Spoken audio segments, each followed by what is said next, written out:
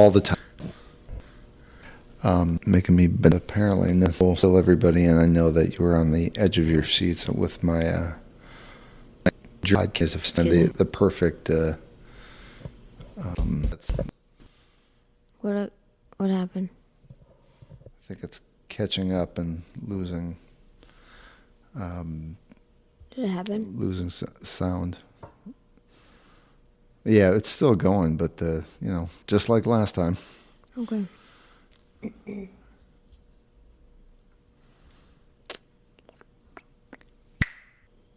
was on and off. Listen to this. Who could? So I went to look for new equipment, and the only piece of equipment out there that would compete with this is it's like 3 times the size. So yeah, this is like skipping every other second. Oh really? Yeah. I think that's. It's doing it. It keeps. But it's still going. Yeah, I guess. Just got to pace ourselves a little bit here. So Robert Zemeckis directed this in the midst of developing Cocoon. Was offered, what's his name? Thomas wrote the screenplay. Diane Thomas wrote it.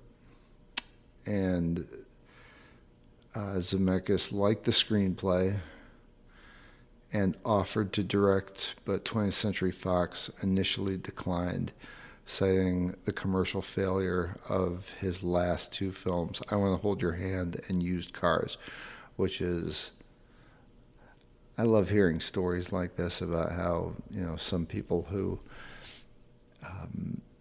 people who we know in the zeitgeist of any particular field as being legends and really good at doing a project or whatever their endeavor is. Mm-hmm. Like Robert Zemeckis did, like Back to the Future. Yep. Mm-hmm. And he did Forrest Gump. If they're not always. Mm-hmm. I'm saying, but this is a reteaming of. Michael Douglas and I keep wanting to say Diane Keaton. It's not Diane Keaton. What's her name? Kathleen Turner. Danny DeVito, just like our war did a number of movies together, this being one of them, and also Jewel of the Nile, which was a continuation, which was the part 2 of this one, which we haven't seen. Personally, wasn't as good. This one was a lot more fun. But want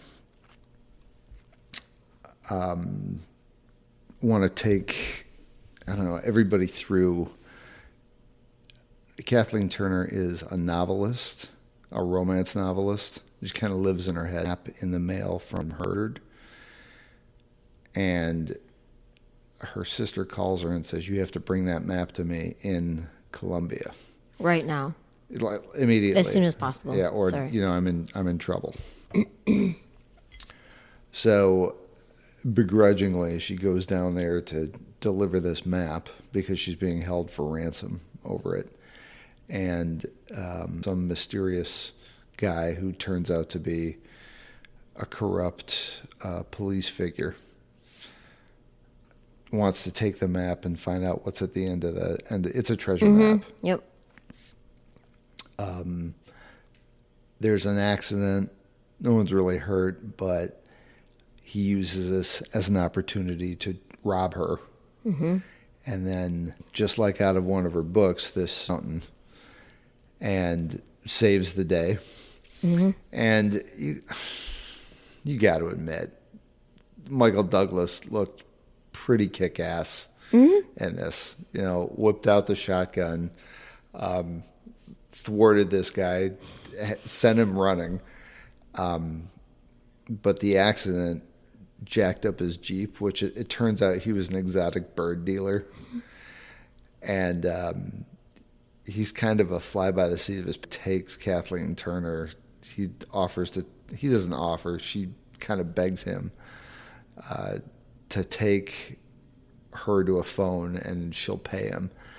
And without giving away too much of the story, it's just kind of an adventure as to how they try to traverse the jungle, develop a friend, giving up the map, and use that as leverage to get her sister back.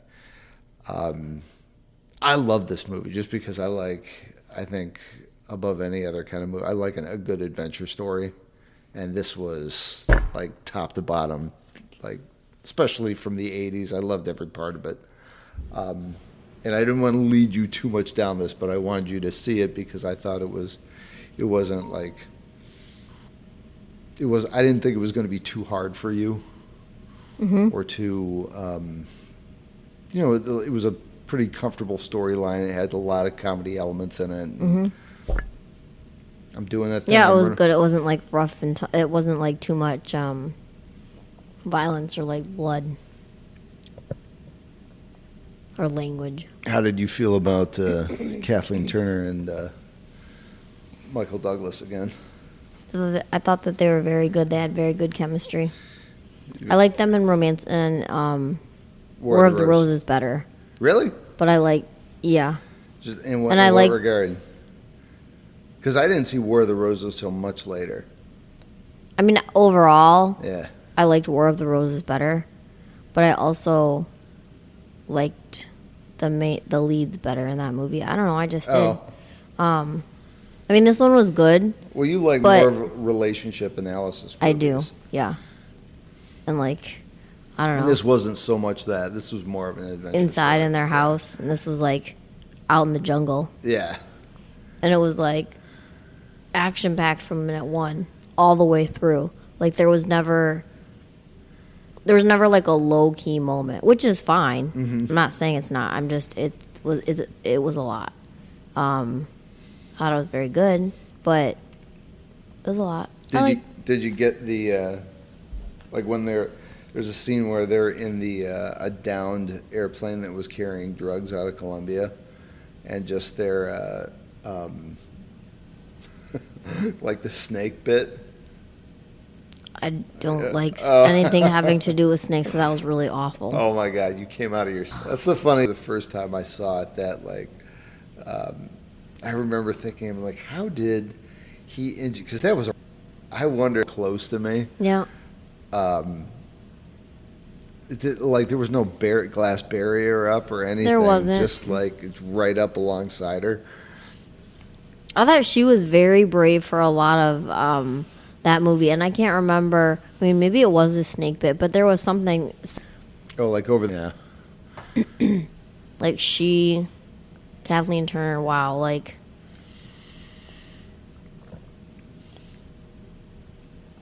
I don't know. I think like a lot of that stuff, it's. I think when you become an actor, I think for the most part you might think you're going to be doing a lot more stuff on stage, but when you get tapped for a film, because we watched a reuniting video about the two of them, because many decades later. Yeah, and they had said like I don't think that Michael Douglas, like he was just going to produce this, and they couldn't find the right lead for it, and then one of his co-producers said you should be in it. He was like, all right, sure, if you think I can pull it off. But then they tried out a number of actresses, and nobody was really gelling, And do you remember what they said, how they found each other? Like someone referred her into it, wasn't it? Like one of her friends. Honestly, I can't remember, but that kind of does ring a bell. Like maybe. Like I kind of roommate or something at the time suggested that maybe she go read for this part. Yeah, I don't. What I love about these stories is Hollywood takes place in Southern California, especially it's breaking apart now, but like prior to the 2020s, everything was pretty much there, and you hear these stories of Hollywood lore about how somebody just happened to be at the right place at the right time, or at a party, where their friend said, hey, you should go talk to this guy about this opportunity or this part. And the next thing you know, they're in a movie, and then they're a household name. It's a big movie that people talk about for years and years and years.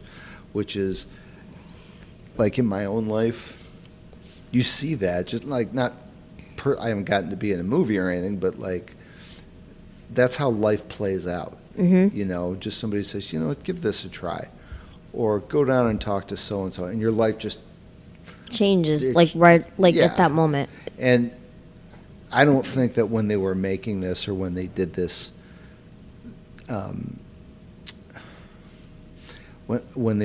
but I think that's just such a great takeaway that your life can go in all kinds of different directions, and you have to be open to saying yes to things that you might. I think about that a lot. Excuse me. Say yes to things that they didn't think that they would ever say yes to, because a yes gets you more places. Does that make sense? Yeah. You know, like,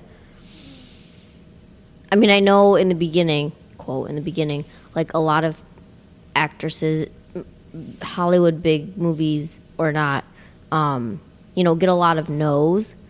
And that's what people say about Hollywood, is that it's just a land of rejection. Yeah. And it's not just trying to get into a movie. It's like when you do get offered things, not to say that you have to say yes to everything, but maybe if it's a little outside of your comfort zone. Yep. That's exactly what I'm thinking. Yep. Like, give this a whirl. This person, you like this person, they think you'd be good for the part, or try this business, or try working for this guy for a week. If you don't like it, you can always leave and do something else. Or, just try this exercise, or try who are, I don't know why this thing keeps going off. I got to wind it down. I'm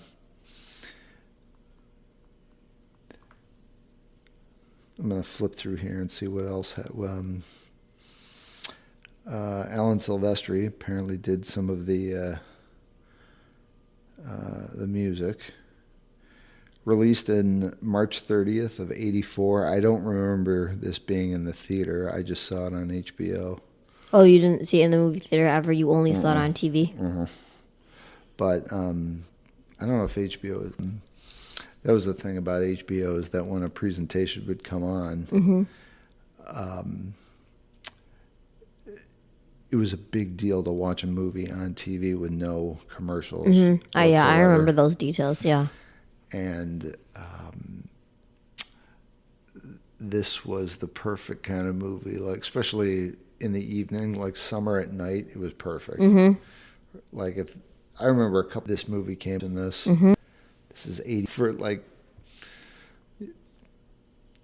especially a boy. Mm-hmm. Like preteen. Like it was a little bit violent, but. Young boys want to see some kind of adventure, and like it was. And back to again, like something you might not usually have said yes to, but saying yes to making this movie. And I don't think that they probably made it in Colombia, but wherever they filmed it, I mean, it was all jungle, all outside, all. Yeah. It wasn't like they were ever. Just sneeze. Bless you. I'm so sorry. Thank you. Inside, like, a room or a building, a house, or any period of time. Just looking up the production on this, because this is a lot of stuff I did not know. Mm-hmm. Diane Thomas wrote this 5 years prior to production, and she was a waitress in Malibu. Oh, wow. That's right. She just went from a waitress till she had a major picture produced. Mm-hmm. Would end up being her only screenplay made into a movie. She died in a car crash a year and a half after the film's release. Oh, that's so sad. Yeah, that's terrible. I know, and you know what? Jewel of the Nile was part 2 of this. Mm-hmm. I did not like it half as much. I mean, it was still well made. Mm-hmm. But, like, I'll bet it would have been a totally different movie. Had she written it? That's really sad. Tragic. Him being originally considered, as you just said, but... Old Clint Eastwood, Paul Newman. I really like, Clint would have been. All of those guys would have been a bit old at that point. and I think a bit like too much in like the sense of like I don't know how to explain it, but I think Michael Douglas was a perfect choice. I know he was producing this film too, but young Michael Douglas anything in my life, so I don't really have anything to compare it to or go off of, but I really liked seeing him in this role when he was young, playing this different kind of person, because to me he's like an older person who He is now. Oh yeah, but like I don't see him as young because You're younger than me, so you probably haven't. There haven't been. I'm trying to think of some of the later things that he was in, because there's so many actors that have they have a number of big screen credits hits, and then they move into either direct to video or smaller releases, and you just don't like. I know him for this Wall Street Part 2, but Wall Street Part 2 was so much later. Honestly, I'd be surprised. I'd have to look it up to see what it is that I know him from. I mean, I also probably just know him because he's been in the Hollywood spotlight for a long time, and he's married to someone super famous. Yeah, he's from a super famous family, and I mean, I just I like that stuff, so I read about it. You know who else was considered? Christopher Reeve. Really? Yeah. Before Douglas hired himself. That's what's so cool about being a producer. We're like, fuck all these guys, I'll do it. It's hard to imagine anyone else. I mean, the Christmas lights just came on. It's hard to imagine anyone. Again, I just really liked seeing him. Like you were saying earlier, when he first appeared at the top of that mountain, I was like, yep, he can do this whole movie. Yeah, when we stepped out, you can't see his face. Yep. He's wearing that hat. He has the water bag slung over his shoulder, and he's it's all shadow. It's it's perfect. And the outfit, the look he has his going, outfit, everything is just, that was very well He was like done. a modern day swashbuckler. Yeah. And kind of got some Indiana Jones vibes going on. Yeah, big time. That was my first thought. And I was like, here's Indiana Jones to save the day, and this isn't his movie. Do you remember right when she finished her book at the beginning, like the opening sequence when she finishes her book and she's yes, she's having a glass of wine. Yeah, at her computer where she you can't see Jesse. No, that's right. When Michael Douglas steps out into the shadow, you're like, oh my God, that's the poster. Yeah, right. Yeah, that was really funny. Your regarding locations, Veracruz, Mexico, Fort of San Juan de Ula. Fort, you said?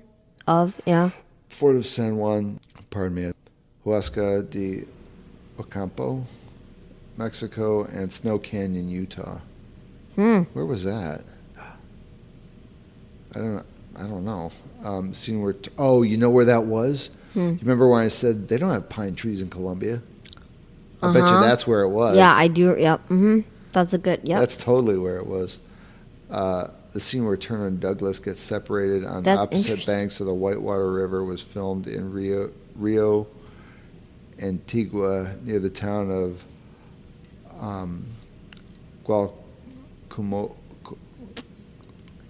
Comolco, Veracruz. Veracruz. Turner later said of the film's production, "I remember terrible arguments with Robert Zemeckis doing romancing. He's a film school grad, fascinated to do a just ridiculous pie. I was her as the voice." Really? Yeah. Studio insiders That's expected crazy. Romancing the Stone to flop.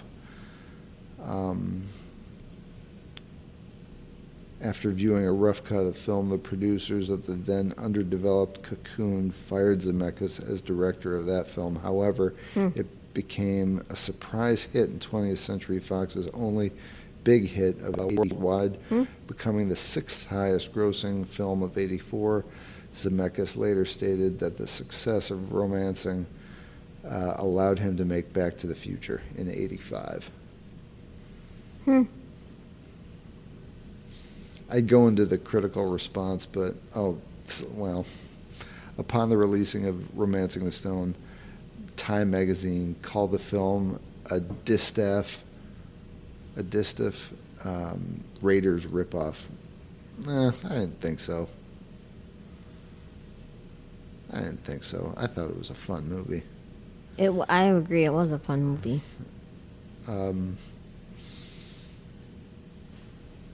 Yeah, there's no way those pine trees were down there. No way. Like when they were going to look for the treasure. What are you digging up now? I was just looking at Robert Zemeckis' credits. Go ahead. Well, I went back now, but no, I just know that he's like he's a big name in movies, and I was just curious about what have I seen that he's done or had a hand in. Aside from Forrest Gump. Known for... Well, I never saw Contact. He did Contact with Jodie Foster? Yeah, he was a producer. Oh.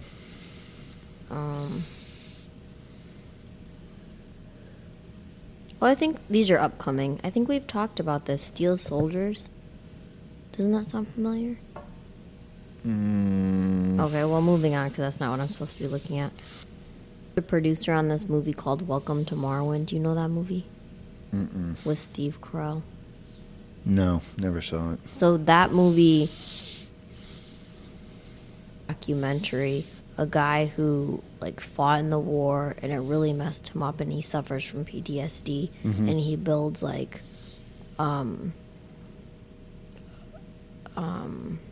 not a village, but like the things that he thinks and sees in his mind from like his days in the war. I've heard about this. He like builds it in his backyard, and and it's like really serious. Like dioramas? Yeah, and it was really interesting. I think I saw a preview about this.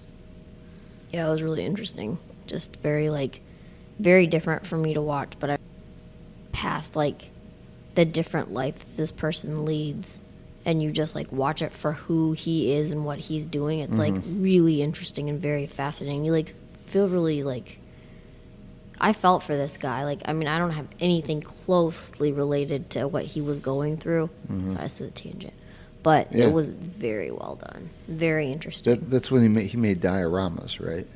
I think so, yeah. And like things in his backyard, and like it was very real. That's, I guess, what I was looking to say. Is it was very real. It wasn't just like silly, elementary with action school figures or anything. Yeah. No, it was like really, yeah. And he would go to the store, and everybody knew who he was, and he would go to the store to buy items for his creations, and everybody knew. And anyway, that's one we might want to put on the list. I'd see that. Let's see. Yeah, before we're producing credits, but I'm trying to look at other. These are all producing too. More of the same. Because I grew up knowing him as a director. Yeah. Okay, come on. How do you... Oh, wait, here we go, director. Oh, it looks like he was a producer and a director on a lot of things. Go ahead. I'm just trying to find some things that I know. He directed Allied with... What's her name? Maria Cotillard. Her name is French. Oh, yeah, I know who that is. And Brad I know who Pitt. that is. Oh, he did that? These are all newer stuff. Yeah, that's very new. That's true. Okay. Let me get back down to Back to the Future, like you said. Who Framed Roger Rabbit? Back to the Future. Romancing the Stone. The first thing was The Lift. Have you seen or heard of this movie? Mm-mm. A Field of Honor, I Want to Hold Your Hand, Used Cars, and Romancing the Stone. Who was in Used Cars? This is a good rating. Kurt, isn't that Kurt Russell? Oh. Jack Warden? Let's see.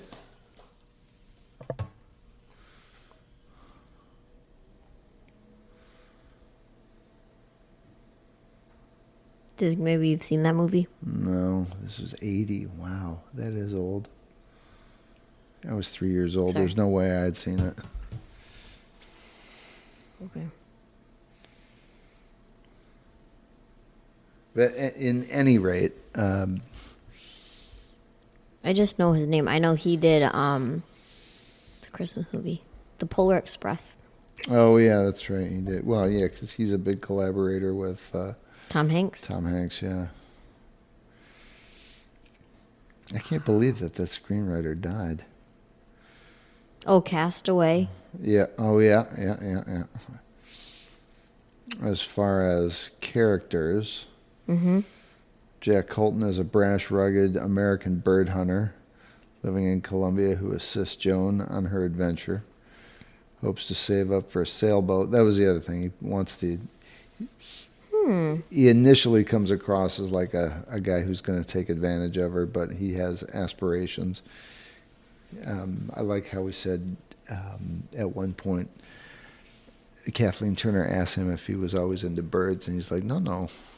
I was into shortcuts. I'm like, oh, this guy's great, but he doesn't want a regular job. Mm-hmm. Kathleen Turner is Joan Wilder, successful but lonely romance novelist in New York City. Longs to meet and fall in love with a man resembling as Ralph, an antiquity smuggler from Queens, Wilder through the jungles in hopes of acquiring the map. Zach Norma, I love this guy. Ira, Ralph's cousin and partner in crime. Mm-hmm. He has an affinity for crocodiles. He's just a complete douche. He hangs his own cousin out to dry. Jump, Ralph! Jump! Send the boat back! Oh, yeah, that's right. I know. I remember watching that and thinking, what is going on here? Alfonso Arau as Juan, the bellmaker, the man implied to be a drug smuggler who happens to be a huge fan of Joan's work, helps Colton and Wilder. He's like, come in, welcome. He's like, I read. This is the Juanita whose books I read to you on Sundays after church. Mm-hmm. Miguel Ojeda as Colonel Zolo, Elaine's husband's killer and heartless deputy commander of the secret police. After failing to obtain the map from Joan in New York, he follows her to Colombia in pursuit. Your buddy Holland Taylor is in this as the publisher. Mary Ellen Trainor, that's who the sister is. Okay. She always Mary Ellen Trainor she was in so many movies in like just countless movies in the 80s.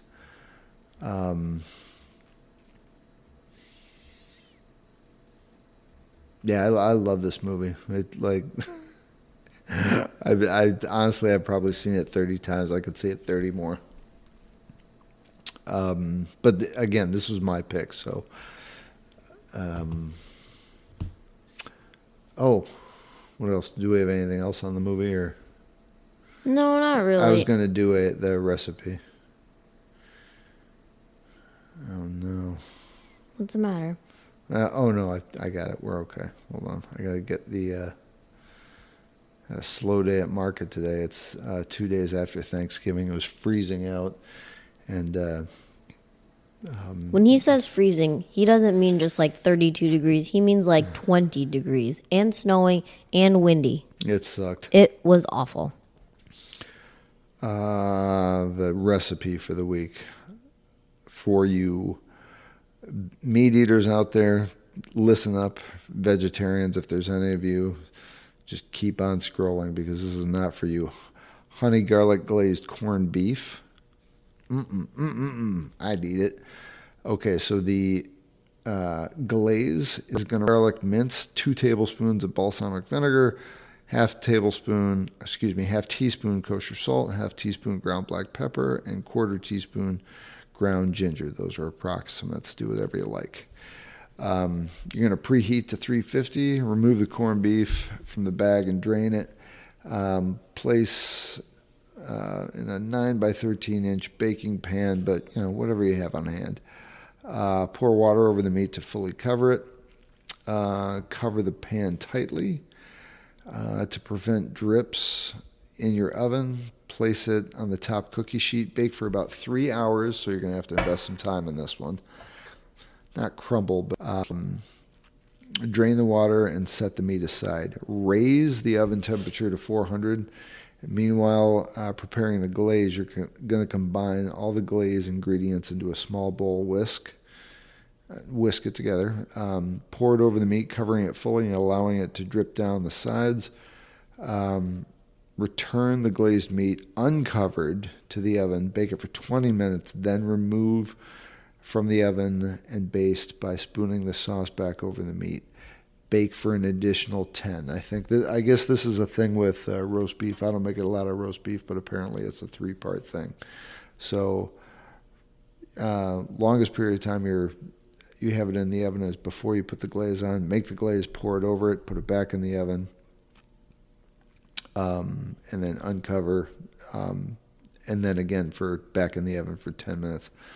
Notes: plan ahead. You can freeze the meat after baking it in water. Defrost and glaze fresh before serving for the best results. I love corned beef, but I so rarely get. The only time I usually get it is with what do you call those? What do you call that? Like a giant corned beef sandwich. Reuben. A Reuben. I don't know how that escaped me. It's one of my favorite sandwiches. It's okay. I don't know how I knew that, but you never eat meat. You wouldn't eat corned beef if somebody put a gun to your head. That was a miracle if that came to me. I'm very impressed with myself, patting myself on the back. What else we got? Nothing? A few things. Oh, here. Random. Right. Well, a all couple, right. let's just say. I'm listening. So, we were looking at Robert Zemeckis' credits and things. In the future sometime, he's directing and probably producing a movie called The King. It's about the Hawaiian king Kamehameha. Do you know this? Oh, really? Yeah, I know Kamehameha. Okay. And Dwayne Is The a Rock submarine Johnson myth. is watch that. I don't know what it's going to be about, but it's cool. Kamehameha. I just remember his name and statues and things all over Hawaii when I went. Yeah. And then also, he was married, Robert Zemeckis, to Mary Ellen Trainor for 20 years. He was? Yeah, and they have a child together. Oh, wow. I didn't say. I swear to God, Hollywood is so incestuous. And I can't believe that. And 20 whole years. And every time we talk, like there's always some, relationship that's mind-blowing about, just people cross paths and everybody knows everybody else. But, yeah, no wonder she was in everything. She was in Action Jackson for a hot second. She was in this. She was in Forrest Gump, another Zemeckis movie. That totally makes sense now. Mm-hmm. Isn't that cool, though? I mean, that's wow. I love those kind of things.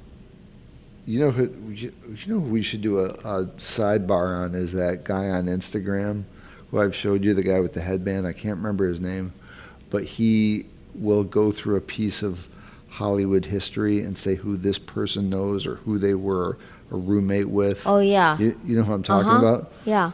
And that person later went on to become Prince or Sting or so-and-so used to be the babysit for Natalie Wood's first kid and grew up to be Daft Punk or whatever. That guy, I'm sure has an interesting story. I don't know how he digs all this stuff up, but he knows every relationship in Hollywood. I know all of it's very interesting. Very interesting.